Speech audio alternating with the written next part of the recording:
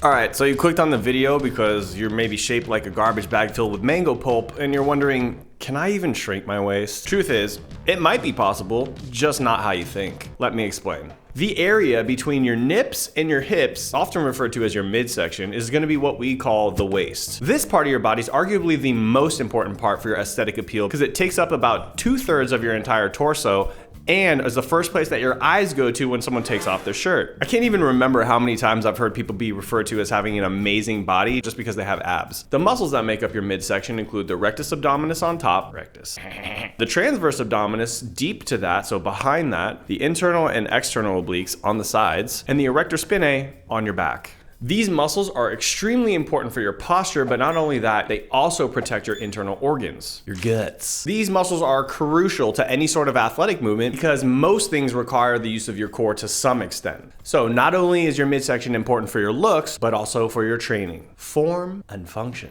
So how do we shrink the diameter of this very important part of the body without sacrificing core strength, which would put you at a disadvantage for putting on muscle on the rest of your body? You're gonna have to do a few things and avoid a few things, but most importantly, you might just have to be okay with how far you can take it in. Look, if the distance between the bottom of your ribs and the top of your pelvis is non-existent, plus you have a wide pelvic girdle and a large rib cage, you're gonna look like a box of cereal. There's no amount of magic you can do to change your genetic structure, at least not yet. And speaking of magic, shrinking the waist is really less about shrinking the actual waist and more about creating the illusion of having a smaller waist. And like any terrible magician, I'm gonna go ahead and reveal all the secrets to getting a smaller waist. Number 1, focus on the muscles that contribute to your V-taper or your X-frame. That's gonna be your wide sweeping lats, your round boulder shoulders, and below the belt, a sweeping of the outer quad from your vastus lateralis. The cliche thing that you hear in gym culture these days is just spam lateral raises, bro, meaning just do a shitload of lateral raises to push out those side delts, and I can't really disagree. Focusing on doing a ton of volume for your side delts is gonna help push out your upper body without contributing to any size in your waist. And it's gonna have a significant effect on your aesthetic appeal. I would say that the shoulders are the one muscle group for guys that you just cannot get too big. Broad shoulders are a symbol of power and strength. And for being such a small muscle group, the amount of impact that they have on your physique is tremendous. So yeah, spam lateral raises, bro.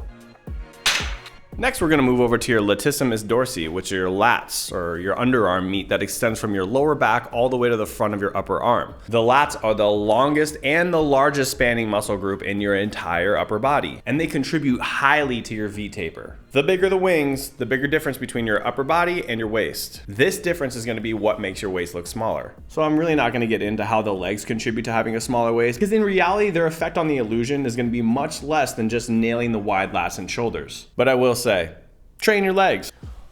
All right, so second thing is that we're gonna have to avoid doing the exercises that grow your waist. Remember when I mentioned the muscles that make up your core? And I mentioned the internal and external obliques? Well, these are the muscles that sit on the side of your core that help you flex and rotate the trunk, allow you to bend side to side, help with breathing, but most importantly, they help stabilize your core. These muscles are crucial for so many things, and it would not be smart to try to atrophy them or shrink them by just not training them at all. So the way you go about training them will have a profound impact on how they grow and get stronger.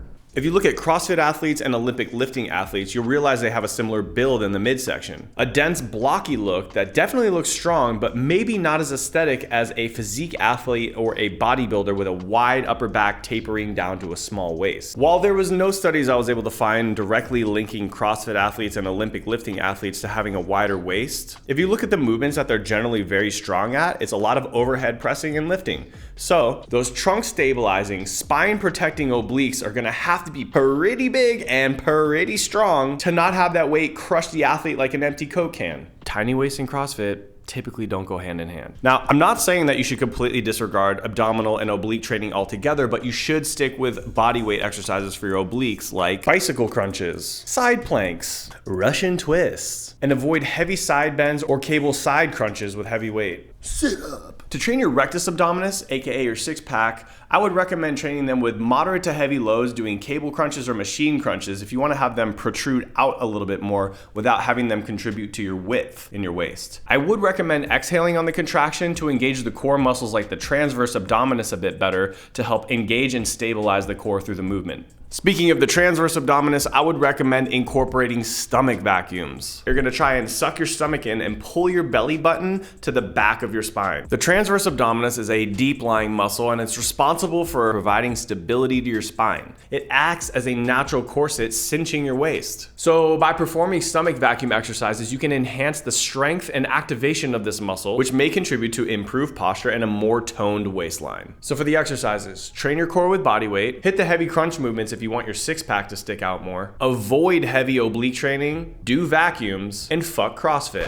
Just kidding, but take it easy on the standing overhead presses. The third way to create the illusion of making your waist smaller is to actually make it smaller by losing body fat via diet and exercise. Whoa! Everybody stores body fat a little bit differently depending on the genetics they inherited from mom and dad. On top of that, there are huge genetic differences between men and women, mainly coming down to their sex hormones, testosterone, and estrogen. Men will tend to have less body fat than women all around, but will tend to store it more in their waist area, while women will tend to accumulate and hold it more in their breasts, thighs, hips, and booty. Even though women will tend to have higher percentages of body fat, the ratio of body fat in their hips to their waist will create the illusion of having a smaller waist. If you want to decrease the size of your waist, losing body fat by going into a caloric deficit is going to have the single most profound impact on the size of your waist. This was a bad idea.